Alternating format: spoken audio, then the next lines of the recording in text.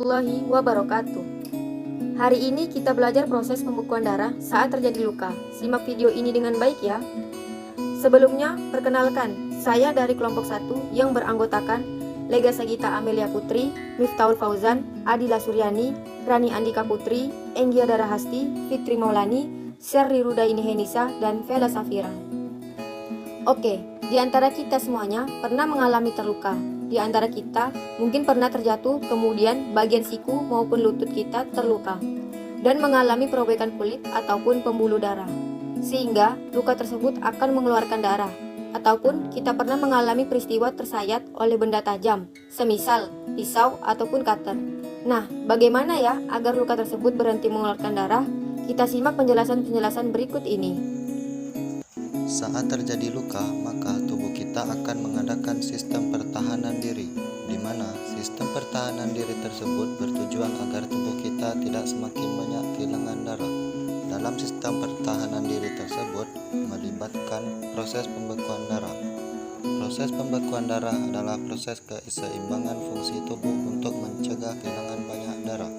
Saat terjadi luka, adapun bagian-bagian komponen darah yang terlibat proses pembekuan darah adalah trombosit atau yang kita kenal juga dengan platelet atau keping darah. Nah, bagaimana trombosit menjalankan perannya dalam proses pembekuan darah? Simak penjelasan berikutnya ya. Nah, bagaimana agar luka tersebut berhenti mengeluarkan darah? Kita simak penjelasan-penjelasan berikutnya ya. Proses pembekuan darah, saat terjadi luka, maka tubuh kita akan mengadakan sistem pertahanan diri, di mana sistem pertahanan diri tersebut bertujuan agar tubuh kita tidak semakin banyak kehilangan darah. Dalam sistem pertahanan diri tersebut melibatkan proses pembekuan darah. Proses pembekuan darah adalah proses keseimbangan fungsi tubuh untuk mencegah kehilangan banyak darah saat terjadi luka. Yang pertama, pengetatan pembuluh darah yang robek karena luka. Pembuluh darah yang robek tersebut akan mengkerut sehingga aliran darah di dalam pembuluh darah tersebut akan lebih lambat alirannya. Kemudian, trombosit akan mendekat ke daerah luka.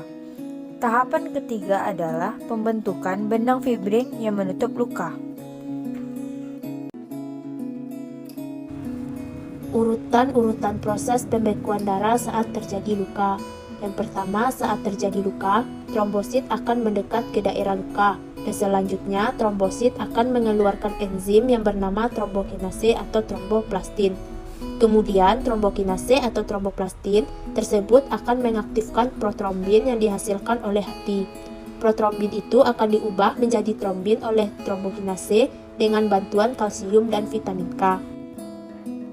Yang ketiga, trombin akan mengubah fibrinogen pada plasma darah menjadi benang-benang fibrin penutup luka.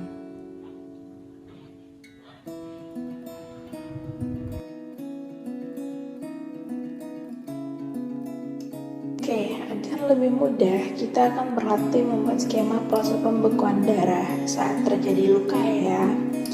Yang pertama adalah komponen yang paling terlibat, yaitu trombosit atau platelet atau keping darah.